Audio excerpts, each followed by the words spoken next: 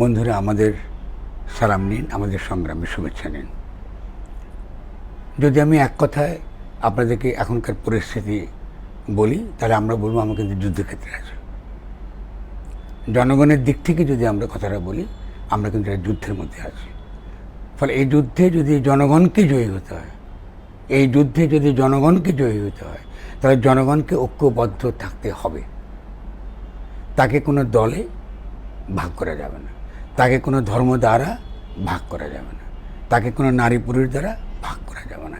খেয়াল রাখেন, এই যে গণবিদ্রোহ, গণ অভ্যুত্থানের ক্ষেত্রে যারা ভূমিকা রেখেছে, তারা প্রত্যেকেই হয়তোবা কোনো না কোনো দলের সদস্য, অথবা তারা কোনো রাজনীতির জীবনে করেন নাই।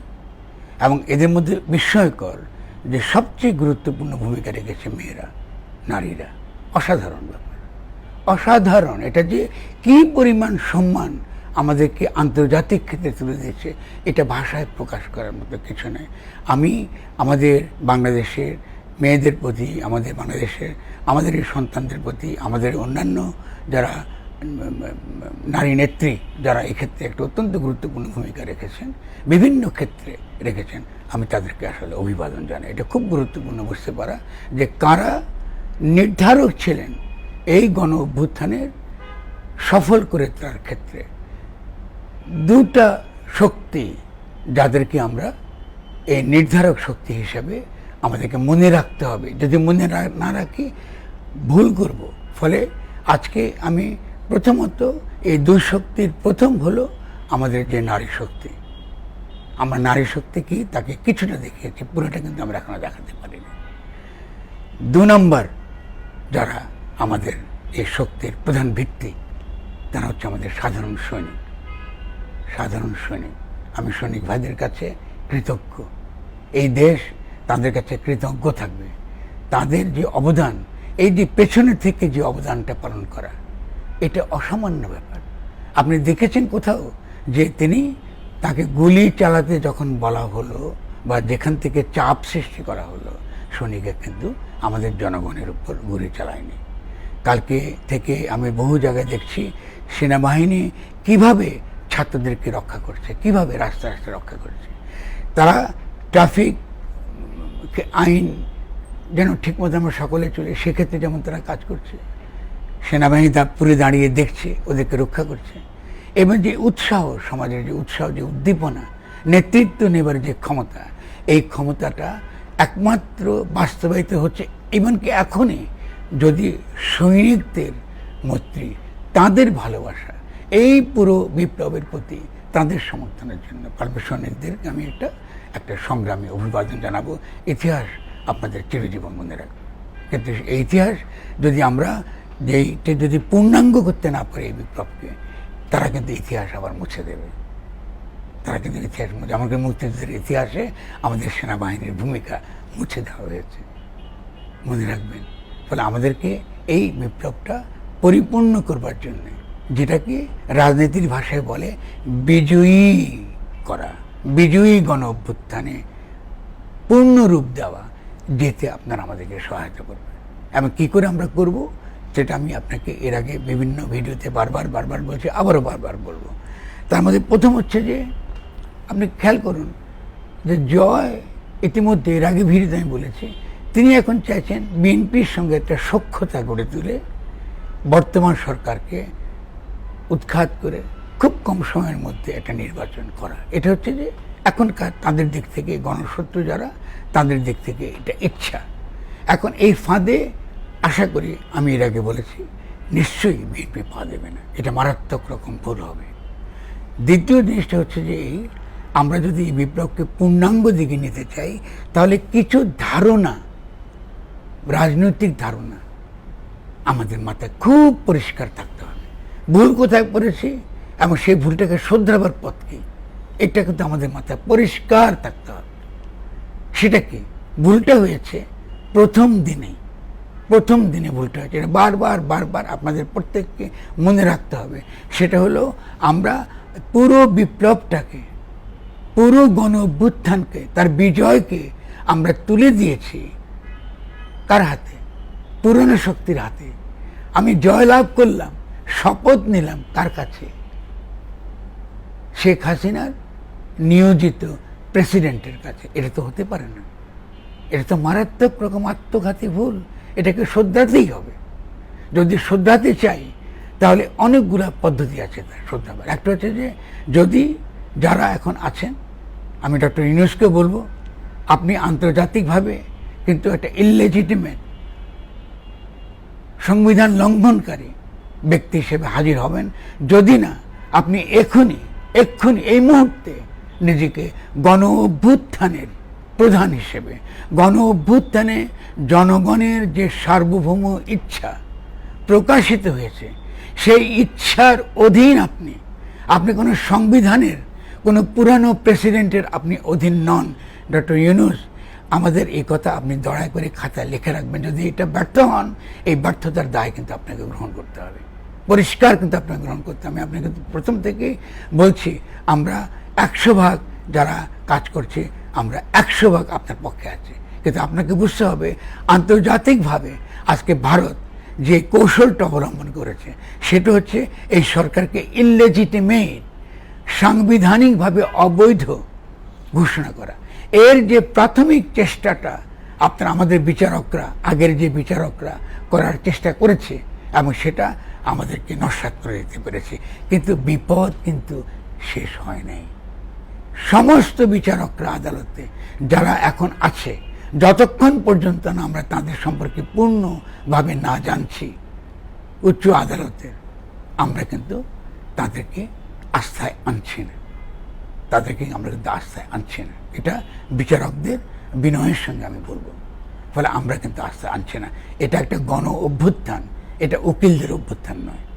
এবং এই উকিলদের বুঝতে হবে এটা উকিলি বুদ্ধি দিয়া আমরা এই কনস্টিটিউশনাল লিগালিটির যে প্রবলেম, এটা উকিল দ্বারা ঠিক হবে না। এটাকে পলিটিক্যালি এটাকে এস্টাবলিশ করতে হবে। এটা উকিল দ্বারা এই কাজটা যখন আমরা 1972 সালে করেছিলাম, আমরা জনগণকে তাদের নিজেদের কনস্টিটিউশন বা গঠনতন্ত্র প্রণয়ন করার থেকে বঞ্চিত করে যারা পাকিস্তানে গিয়েছিল, নির্বাচিত হয়েছিল, পাকিস্তানের সংবিধান লিখবার জন্য যারা নির্বাচিত হয়েছিল, তাদেরকে 1972 সালের সংবিধান কিন্তু লেখা হয়েছে। আমার লেখাতে বারবার বলেছি বাংলাদেশকে আমরা গঠন করতে পারিনি। এই যে গঠন করতে পারেননি সেটা আজ নয়, 1972 সালে আমাদেরকে দিল্লি এটা করতে দেয় নাই, এবং এখনো দিল্লি আমাদেরকে এই যে আমরা বিপ্লবটা করেছি এটাকে পূর্ণাঙ্গ করতে সে দিতে চাইছে না। একটার পর একটা ষড়যন্ত্র সে শুরু করেছে। প্রথমত লিগ্যাল জয়, বিদেশে বসে সে লিগ্যাল আর্গুমেন্ট দিয়ে ওদেরকে উস্কাচ্ছে, এবং ইতিমধ্যে গোপালগঞ্জে আপনি দেখেছেন ভয়াবহ ব্যাপার। এবং তারা এই যখনই এই বিচারকদের দিয়ে অভ্যুত্থানটাকে বা প্রতি বিপ্লবী ভূমিকা করতে গিয়েছিল, এটা আমরা ঠেকে দিয়েছি। এরপরে তাদের হচ্ছে সেকেন্ড, তাদের বি প্ল্যানটা ছিল গোপালগঞ্জ প্ল্যান। গোপালগঞ্জ প্ল্যানে তারা যেটা করেছে, সেনাবাহিনীকে চিন্তা করেন যে সৈনিক, আমার যে বীর সৈনিক, আমাদের যে দেশপ্রেমিক সৈনিক, যারা জনগণের উপর গুলি চালাতে যারা অস্বীকার করেছে, তাদেরকে গায়ে তারা আঘাত করেছে। আমার দেশের সৈনিক তারা যখন জনগণের পাশে এসে দাঁড়িয়েছে, আপনি আজকে রাস্তায় ঢাকায় দেখেন একটা অভূতপূর্ব চিত্র। এই যে জনতার, এই জন্য দেখেন আমি বারবার বলছি, এই বিপ্লব ছাত্র জনতা এবং সৈনিকের বিপ্লব। এখনো এই বিপ্লবকে আমরা কমপ্লিট করতে পারিনি। আমরা এটা এখনো পর্যন্ত ছাত্র জনতা, শ্রমিক, সৈনিক, কৃষকের বিপ্লব করতে পারিনি। ঠিক আছে না? আমরা একটা করে আমরা অগ্রসর হব। এক একটা যে প্রতি বিপ্লবের যে চেষ্টা, এটাকে আমরা নস্যাৎ করে দেব। ফলে জনগণকে ঐক্যবদ্ধ থাকতে হবে, এবং জনতার ঐক্যটা নির্মিত হবে সৈনিকের সঙ্গে। সৈনিক এবং জনতার যে ঐক্য, ছাত্র জনতা সৈনিকের যে ঐক্যটা এখন তৈরি হয়েছে, যে কোনো মূল্যে এই ঐক্য ধরে রাখতে হবে। এবং এখানে যেন আমাদেরকে কোনোভাবে বাইরের কোনো ষড়যন্ত্র দিয়ে আমাদেরকে যেন এই বিপ্লব থেকে আমাদেরকে ভুল পথে নিয়ে যাওয়া না হয়, যেন প্রতি বিপ্লবের দ্বারা এটাকে ক্ষতিগ্রস্ত করা না। ফলে এটা আমাদের পরিষ্কার থাকতে হবে। ঠিক আছে? তাহলে আমাদের কাজটা কি? হ্যাঁ, একটা আমি বলবো আইনি ধারণা, বা আমরা বলতে পারি কনসেপচুয়াল, অসুবিধা নেই, তত্ত্বগত ধারণা। আর এটা হচ্ছে প্র্যাকটিক্যাল, এটা কী করে করা যায়। কনস্টিটিউশনালে যদি ঘাটতি যখন ঘটে গেছে, এই ঘাটতি পুরাবার একমাত্র পথ হচ্ছে ডক্টর ইউনূসকে হয় শহীদ মিনারে, অর্থাৎ তিনি যেভাবে তিনি মনে করেন তার জন্য কমফোর্টেবল, তাকে অবশ্যই গণ অভ্যুত্থানের প্রতি আনুগত্য স্বীকার করতে হবে। যতক্ষণ পর্যন্ত তিনি গণ অভ্যুত্থানের প্রতি আনুগত্য স্বীকার না করছেন, তিনি কিন্তু এই যে আজকে ভারত যে ক্যাম্পেইন শুরু করছে, তিনি কিন্তু সংবিধান লঙ্ঘনকারী একজন ব্যক্তি। আমি কিন্তু এটা আপনাকে অত্যন্ত বিনয়ের সঙ্গে, আগামী দিনে যে আপদ আসতেছে একটার পর একটা, সে আপদকে আমরা মোকাবেলা করবার শক্তি আমরা আপনার হাতে দিয়েছি তুলে, আপনি যেন আমাদের সঙ্গে কোনোভাবে বিশ্বাসঘাতকতা না করেন। এবং সেইটা কিসের ভিত্তিতে হবে? যখন আপনি আনুগত্য নেবেন জনগণের কাছে। এখন জনগণের কাছে আনুগত্য নেবার অর্থ কী? অর্থটা হচ্ছে খুব সহজ, সার্বভৌম ক্ষমতা জনগণের। ঠিক আছে? যে ধারণা আপনাদের কাছে, জনগণের কাছে, ভাইরা বোনেরা, আপনাদের কাছে স্পষ্ট হতে হবে, সেটা হলো সার্বভৌম ক্ষমতা জনগণের, মালিকানা না। ঠিক আছে? আমরা দোকানে বেচা বিক্রি করতেছি না, জমি বিক্রির ব্যাপার না। ঠিক আছে? এরাই কি বলে জনগণ মালিক, এসব তামাশা কতদিন করবেন? উকিলি তামাশা। জনগণ মালিক বলবেন আর সব করবেন আপনারা। তো গত এই যে 1972 মধ্যে কী হচ্ছে বাংলাদেশ? তো এইসব তামাশা করবেন, জনগণ মালিক ফালিক বলে কথাটা নাই। জনগণ সার্বভৌমত্ব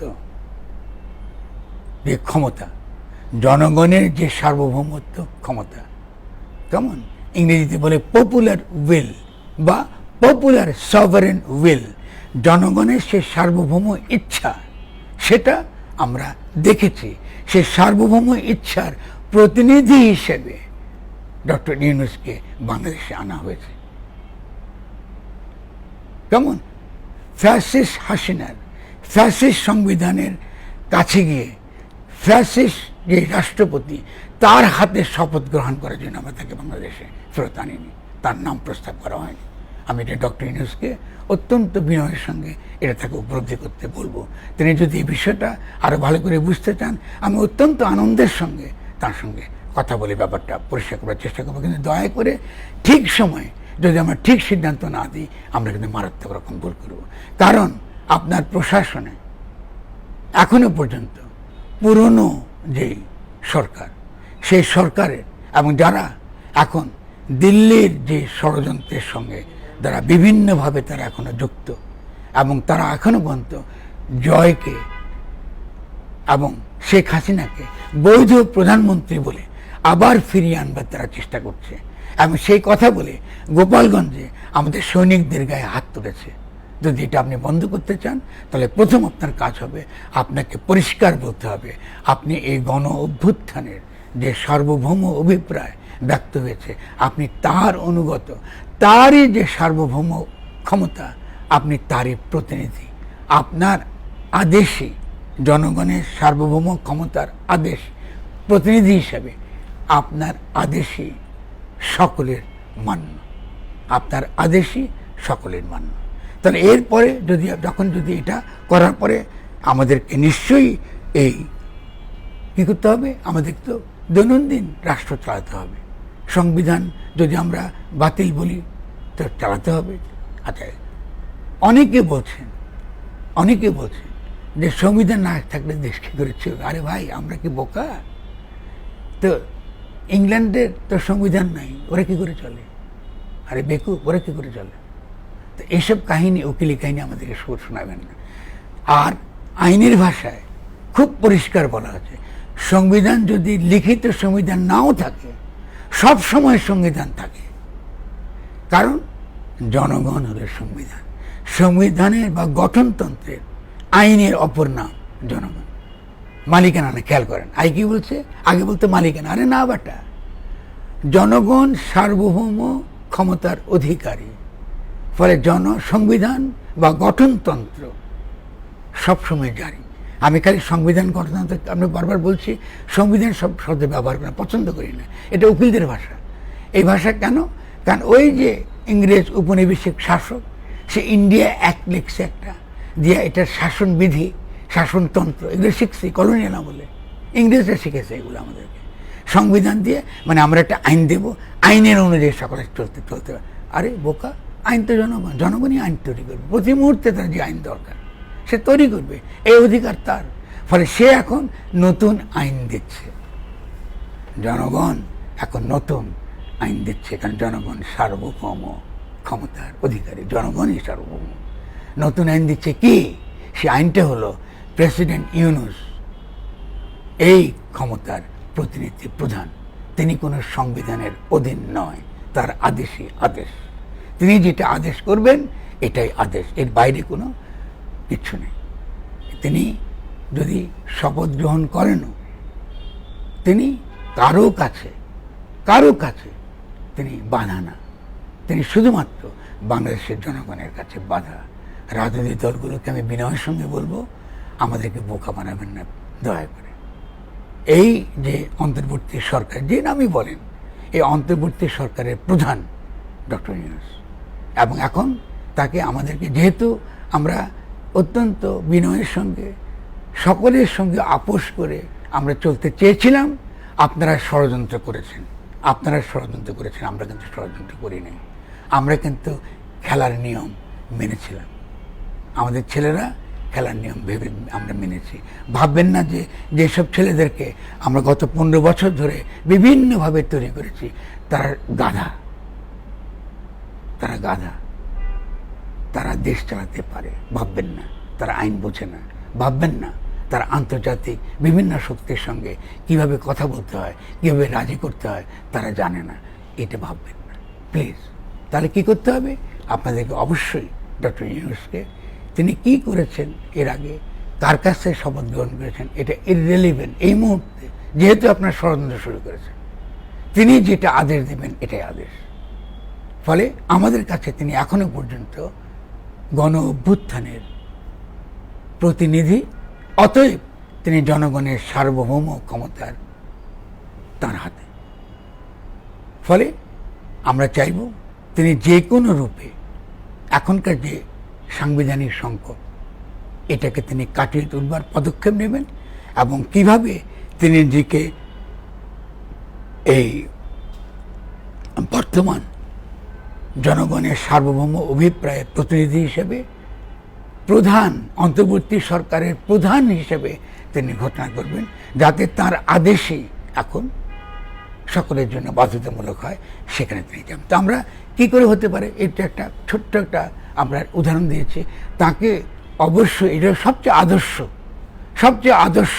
সবচেয়ে সুন্দর, সবচেয়ে আনন্দময় হবে যদি তিনি শহীদ মিনারে, যেখান থেকে পুরো গণ অভ্যুত্থানের উত্থান ঘটেছে, সেখানে গিয়ে তিনি জনগণের কাছে শপথ নেন। জনগণের কাছে তাকে শপথ দিতে হবে, আমি ডক্টর ইউনূস আপনাদের কাছে অঙ্গীকারবদ্ধ, আমার আনুগত্য জনগণের কাছে, যে জনগণ আমাকে তাদের অভ্যুত্থানের প্রধান হিসেবে, তাদের সার্বভৌমত্ব ক্ষমতার প্রতিনিধি হিসাবে নির্বাচিত করেছে। ফলে আমি জনগণের কাছে কৃতজ্ঞ, এবং তাদের সঙ্গে আমি কখনোই বিশ্বাসঘাতকতা করব না। আমি সবসময় এদের কাছে অনুগত থাকবে। কোনো শক্তি পৃথিবীর তাদের এই ষড়যন্ত্রে, তাদের হুঙ্কারে, তাদের রক্তচক্ষুতে আমাকে টলানো যাবে না। এটা জনগণকে আপনাকে বলতে হবে, যেখান থেকে বলেন। এবং আপনি যদি মনে করেন আপনি হেলিকপ্টারে করে যাবেন শহীদ মিনারে, অবশ্যই যাবেন, এটাই আমরা চাইব। কারণ আপনার সুস্থতা সম্পর্কে আমরা চাইব তিনি সুস্থ থাকেন, আপনি আল্লাহ আপনাকে দীর্ঘায়ু দেন, আয়ু দেন, এটা আমরা দোয়া করি সারাক্ষণই। এবং আমরা মিছিল নিয়ে যাব আপনাকে। আমাদের উৎসব এখনও আমরা করতে পারিনি, আমাদের যে উৎসব, গণ অভ্যুত্থানের যে উৎসব, এই উৎসব আমরা করতে পারিনি। সেই উৎসবে আপনি আয়োজন করবেন, সেই উৎসবের নির্দেশ আজকের মধ্যে দিবেন। সেই নির্দেশের মধ্য দিয়ে আমরা যেন অবিলম্বে এই উৎসবটার মধ্য দিয়ে আপনাকে আমাদের জনগণের সার্বভৌম ক্ষমতার প্রতিনিধি হিসেবে আমরা আপনাকে দেখতে চাই। খেয়াল করেন, আরেকটা গতবারে পিডিতে বারবার বলেছি, নির্বাচিত সরকার। আরে ভাই, নির্বাচিত সরকার এগুলো কেন বলেন আমাদের? নির্বাচিত সরকারে মাইনরিটি রুলস দ্য মাইনরিটি, আর সার্বভৌমত্ব ক্ষমতার প্রতিনিধি পিপল রুলস পিপল। জনগণই জনগণকে কি করে? জনগণকে শাসন করে। এটা জনগণের সরকার। গণ অভ্যুত্থানের সরকার যখন বিজয়ী হয় তখন জনগণের সরকার মানে জনগণের ইচ্ছা এবং অভিপ্রায়ের বিজয়, জনগণের সামষ্টিক ইচ্ছা এবং অভিপ্রায়ের বিজয়। সামষ্টিক ইচ্ছাটা কি? ফ্যাসিস্ট শাসক তাকে তাড়িয়ে দেওয়া, এরপরে কি? ফ্যাসিস্ট শক্তির বিভিন্ন প্রাতিষ্ঠানিকভাবে যেগুলো হাজির আছে এটার পুনর্গঠন করে এটাকে কি করা? জনগণের প্রতিষ্ঠানে পরিণত করা। 3 নম্বর, জনগণের জন্য একটা নতুন গঠনতন্ত্র প্রণয়নের কাজে অবিলম্বে হাত দেওয়া, অবিলম্বে হাত দেওয়া। এখন তো বলবে যে হ্যাঁ আপনি এটা বলতেছেন, তার রাষ্ট্র চলবে কি করে? খুব ছোট্ট ফর্মুলা, মোটেও কঠিন না, খুব ছোট্ট। আরও অনেক যুক্ত করতে পারে। আমি মূল জায়গাটা বলছি, শুধুমাত্র ডক্টর ইউনূস বলবেন যে এখন যেভাবে চলছে সেভাবে চলবে। তার আদেশের সংবিধান, তিনি যদি এই গণ অভ্যুত্থানের তিনি প্রতিনিধি হয়ে থাকেন, তার আদেশই এখন সংবিধান। তিনি যা নির্বাহী, তিনি যদি এখন প্রেসিডেন্টের অধীনে গিয়ে দেন, তার আদেশ কিন্তু সংবিধান হবে না, কারণ তিনি সংবিধানকে সামনে আনছেন, অভ্যুত্থানকে তিনি সামনে আনছেন না। কথাটা বুঝতে পেরেছেন? তিনি যদি এই উপদেষ্টা হিসেবে কোনো কথা বলেন, এটা কিন্তু আর হবে না, এটা কোনো বৈধতা নাই। কিন্তু তিনি যদি আমি জনগণের সার্বভৌম ক্ষমতার প্রতিনিধি আকারে আসেন, এটা আইনগতভাবে বৈধ। বাংলাদেশে যদি কোনো উকিল থাকে, তারা যদি মনে করেন আমি ভুল বলছি, আমি বিনয়ের সঙ্গে তাদের সঙ্গে আলোচনা করব, আমাকে বুঝিয়ে বলেন। তিনি জনগণের সার্বভৌম ক্ষমতায় আইন, জনগণের সার্বভৌম ক্ষমতায় আইন, কাউকে বিভ্রান্ত হতে দেবেন না। তারা জনগণের আইনটা এখন কোথায় আছে? জনগণের হৃদয়ে আছে। জনগণ আছে না? জনগণ মারা গেছে? শেখ হাসিনার সংবিধান নাই, জনগণ মারা গেছে নাকি জনগণ মরে গেছে, কবরে চলে গেছে? তাহলে কি বলা হয়? যেহেতু এখনো পর্যন্ত আমরা আমাদের সকলের ইচ্ছাটা কাগজে কলমে এখন লিখতে পারি নাই, আমাদের সময় লাগবে লিখতে, কারণ জনগণ আসে বলবে যে এইটা থাকতে হবে সংবিধানে। জনগণই ঠিক করবে জেলায় জেলায় উপজেলায় আমরা কি চাই, আমাদের যে নতুন যে গঠনতন্ত্র, সেই গঠনতন্ত্রে কি চাই তারা বলবে। তাহলে তার আগে পর্যন্ত এই কথা খুব পরিষ্কার খেয়াল রাখেন, তার আগে পর্যন্ত জনগণের সার্বভৌমর ক্ষমতার যিনি প্রতিনিধি, তার আদেশে সংবিধান আইন। এখন সেই আইন বলে তিনি যেটা বলবেন, এখন যা চলছে সেভাবেই চলবে। কিন্তু আবার বলি, এটা খুব গুরুত্বপূর্ণ আন্তর্জাতিক ক্ষেত্রে, আন্তর্জাতিক আইনের চোখে তিনি পরিষ্কার বলবেন, এখন যা চলছে সেভাবে চলবে। তবে কিন্তু এখনকার কোনো আইনে, সংবিধান না, এখনকার কোনো, সে ইংরেজ আমলের আইন কি যে কোনো আইন, এখনকার কোনো আইনে যদি আন্তর্জাতিকভাবে গৃহীত মানবাধিকারের যে সকল সনদ, যে সকল ঘোষণা, নাগরিক অধিকার, মানবিক অধিকার, নারীর অধিকার, কেমন নির্যাতনের অধিকার থেকে মুক্ত হওয়ার অধিকার, গুম হওয়ার অধিকার থেকে মুক্ত হওয়ার অধিকার, এই ধরনের অধিকারের সঙ্গে যদি এখনকার আইনের কোনো বিরোধ থাকে, এই বিরোধ থাকলে সেগুলো বাতিল হয়ে যাবে। সেই বিরোধ থাকলে সেটা বাতিল হয়ে যাবে। ডক্টর ইউনূস অন্তর্বর্তী সরকারের প্রধান বা প্রেসিডেন্ট হিসেবে তিনি পরিষ্কার এই কথাটা বলবেন, যা আছে তাই চলবে, কারো ভয় করার কিছু নাই, কিচ্ছু চলবে। সংবিধান না থাকলে কিছু আসা যায় না। তাহলে কি হবে? চলবে, আমরা যে আইন মেনে চলেছি চলবো। কিন্তু যখন আমরা দেখব কোনো আইন আন্তর্জাতিক যে সকল মানবাধিকার সনদ, সেই সকল মানবাধিকার সনদের সঙ্গে তার লঙ্ঘন হচ্ছে, তার বাত্যয় করছে, বিরোধিতা করছে, তখন সেই আইনটা বাতিল হয়ে যাবে। আন্তর্জাতিক অধিকার যেটা সকল দেশ যেটা স্বীকার করে, সে আন্তর্জাতিক অধিকার আমরা স্বীকার করি এবং সে আন্তর্জাতিক অধিকারকে বাংলাদেশে কায়েম করা, জনগণের সার্বভৌম ইচ্ছার প্রতিনিধি, সার্বভৌম ক্ষমতার প্রতিনিধি হিসেবে ডক্টর ইউনূসের বাস্তবায়ন করা তার কর্তব্য। এটাই করার জন্য তাকে আমরা নির্বাচিত করেছি। এটাই করার জন্য গণ অভ্যুত্থানের যারা চিন্তা করেছেন, যে সকল ছাত্ররা দীর্ঘকাল এসব নিয়ে চিন্তা ভাবনা করেছে, পড়াশোনা করেছে, ভেবে চিন্তে আন্দোলনকে গড়ে তুলেছে, সেই আন্দোলনকে আমরা এইভাবে কিন্তু আমরা গড়ে তুলেছি। এবং এটা করার পরপরই আমাদের যে সৈনিক ভাইয়েরা যারা আছেন, যারা এই আন্দোলনকে সমর্থন করেছেন, তারা এই গোপালগঞ্জে আমাদের উপর যেভাবে অপমান করা হয়েছে, সেই অপমানটাকে একটা আইনি জায়গা থেকে, প্রতিশোধের জায়গা থেকে আমরা যাব না, আইনি জায়গা থেকে। আমাদেরকে দিল্লির ষড়যন্ত্র তাদের বুঝতে হবে, আপনাদের সজীব ওয়াজেদ জয়ের একটার পর একটা ষড়যন্ত্র, এটা আপনাদেরকে বুঝতে হবে। এবং সেক্ষেত্রে আপনাদেরকে খুব সুন্দরভাবে, যেমন আমরা কোনো প্রকার সংঘর্ষের মধ্যে না যাই, নাগরিকদের কোনো প্রকার কষ্ট না দিয়ে এখন এতদূর পর্যন্ত আসছে, আমরা কোনোভাবে দিল্লিকে আমাদের দেশের ভিতরে ষড়যন্ত্র করতে দেব না। দিল্লি কেন, যে কোনো আমরা রাষ্ট্র আমাদের মধ্যে ষড়যন্ত্র করে এটা আমরা দেব না। ইতিমধ্যে আমরা বিভিন্ন রাষ্ট্রের প্রতিনিধির কাছে, বিভিন্ন রাষ্ট্রের কাছে আবেদন জানিয়েছি যে আমরা যে অর্জন করেছি, এই অর্জনকে নস্যাৎ করে দেবার যদি কোনো চেষ্টা হয়, আমরা আশা করি আপনাদের কাছ থেকে আমরা সমর্থন পাবো। ফলে আমরা আশা করব যে সে সমর্থন আমরা পাবো এবং তার চেষ্টা আমরা চালিয়ে যাচ্ছি। এবং এখানেও যে সকল দূতাবাসগুলো রয়েছে, আমরা আশা করব তারা আমার বক্তব্য শুনবেন এবং তারা এই প্রস্তাবনা, যেটা আমরা বলছি, এই প্রস্তাবনা বাস্তবায়ন করবার ক্ষেত্রে ডক্টর ইউনূসকে সহায়তা করবেন। এটা গণ অভ্যুত্থান এবং তিনি জনগণের সার্বভৌম ইচ্ছার, তাদের অভিপ্রায়ের প্রতিনিধি।